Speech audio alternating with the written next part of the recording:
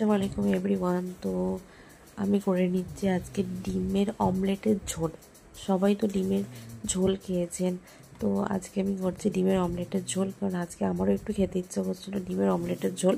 তো ওই জন্য আজ দেখি চেষ্টা করি, করা তো যেতেই পারে।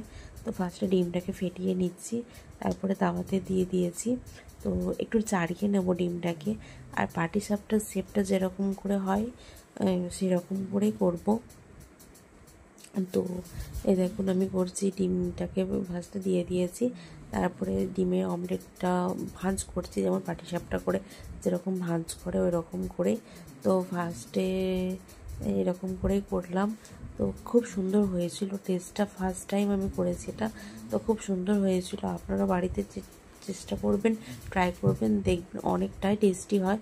আর আমি এইটাই তরকারিটা আজকে একটু ঝাল ঝাল করে করেছিলাম।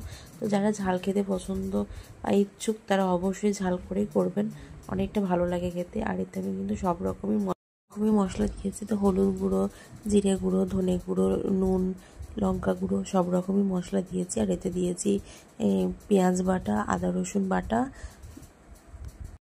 সে মশলাটাকে কষিয়ে নিয়ে দিয়ে দিয়েছি পানি, তারপরে ফুটিয়ে ডিমের অমলেটটা দিয়ে দিয়েছি।